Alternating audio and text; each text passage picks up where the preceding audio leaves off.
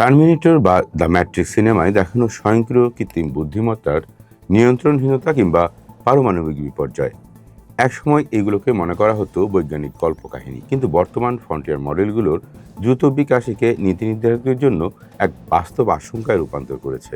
প্রশ্ন উঠেছে, এআই চালিত ভবিষ্যতের নিয়ন্ত্রণ কার হাতে থাকবে? যুক্তরাষ্ট্রের সিলিকন ভ্যালির বিগ টেক নাকি চীনের পার্টি রাষ্ট্র? আমাদের এআই সিরিজের দ্বিতীয় পর্বে আজকে আমরা এটি নিয়েই আলোচনা করব।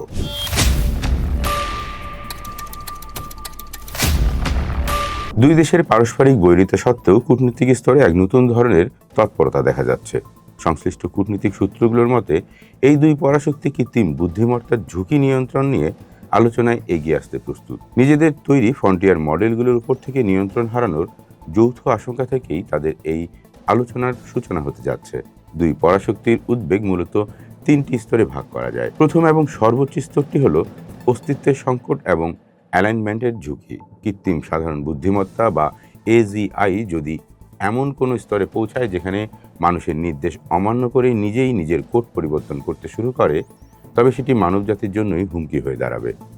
এছাড়াও উন্নত রিজনিং মডেল ব্যবহার করে কোনো অপশক্তি বা কোনো মারাত্মক রোগ সৃষ্টিকারী প্যাথোজেন বা জৈবিক অস্ত্র তৈরি করতে না পারে তা নিশ্চিত করা দুই দেশের জন্যই সমান গুরুত্বপূর্ণ। তাই তারা এমন একটি কিল সুইচ বা জরুরি অবস্থায় এআই বন্ধ করার প্রোটোকল নিয়ে আলোচনা করতে আগ্রহী। দ্বিতীয় উদ্বেগের স্তরটি হলো কৌশলগত স্থিতিশীলতা ও সাইবার নিরাপত্তা। পারমাণবিক অস্ত্রের মতোই এআই এখন জাতীয় নিরাপত্তার অন্যতম স্তম্ভ। দুই দেশই একটি অঘোষিত সীমানা নির্ধারণ করতে চায়, যাতে কোনো স্বয়ংক্রিয় এআই সিস্টেম একে অপরের গুরুত্বপূর্ণ অবকাঠামো যেমন বিদ্যুৎ সরবরাহ ব্যবস্থা, অর্থনৈতিক লেনদেন কিংবা পারমাণবিক কমান্ড সিস্টেমে সরাসরি আঘাত না হানে। এটি মূলত একটি ডিজিটাল হটলাইন তৈরির চেষ্টা, যাতে ভুল বোঝাবুঝির কারণে কোনো বড় ধরনের সংঘাত তৈরি না হয়। তৃতীয় ও সবচেয়ে জটিল অংশটি হলো দার্শনিক আধিপত্যের লড়াই।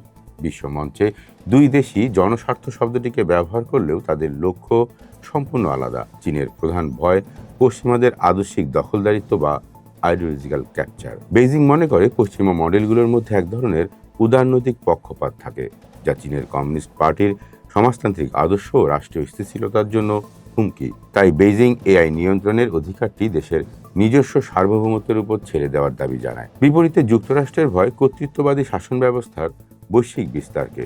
তারা চায় সমমনা গণতান্ত্রিক দেশগুলোর একটি জোট এআই এর আন্তর্জাতিক মানদণ্ড ঠিক করুক। মার্কিন নীতি নির্ধারকদের আরেকটি বড় উদ্বেগের বিষয় নিজস্ব বিগ টেক প্রতিষ্ঠানগুলোর উপর নিয়ন্ত্রণ হারানো। ওপেন এআই বা গুগলের মতো কর্পোরেটগুলো যদি সরকারের চেয়েও শক্তিশালী হয়ে ওঠে, তবে তা তাদের গণতান্ত্রিক ব্যবস্থার ভারসাম্য নষ্ট করতে পারে।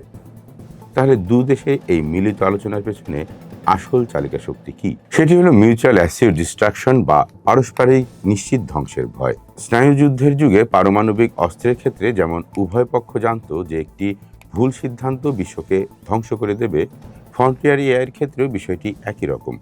অনিয়ন্ত্রিতভাবে ছেড়ে দেওয়া কোনো সাইবার অস্ত্র বা অর্থনৈতিক এআই মডেল যদি বিশ্ববাজার ধ্বংস করে, তার ধাক্কা যুক্তরাষ্ট্র বা চীন কাউকেই রেহাই দেবে না। চীনের ডিপসিকের সাম্প্রতিক সাশ্রয়ী সাফল্য যেখানে মার্কিন প্রযুক্তি খাতের আর্থিক বুদবুদকে চ্যালেঞ্জ করছে, ঠিক তখনই যুক্তরাষ্ট্রের চিপ নিষেধাজ্ঞা চীনের প্রযুক্তি খাতকে চাপের মুখে রাখছে। এই পরিস্থিতিতে উভয় পক্ষই একটি প্রতিযোগিতার নির্দিষ্ট সীমারেখা টানতে চায়। যুক্তরাষ্ট্রের বিগ টেক নাকি চীনের পার্টি রাষ্ট্র?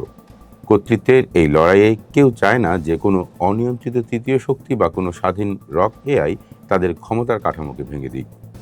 এই বৈঠকগুলো স্থায়ী বন্ধুত্বের জন্য নয়, বরং ঠান্ডা মাথায় নিজেদের ক্ষমতা ও অস্তিত্বকে টিকিয়ে রাখার একটি কৌশলগত প্রচেষ্টা ছাড়া আর কিছুই নয়।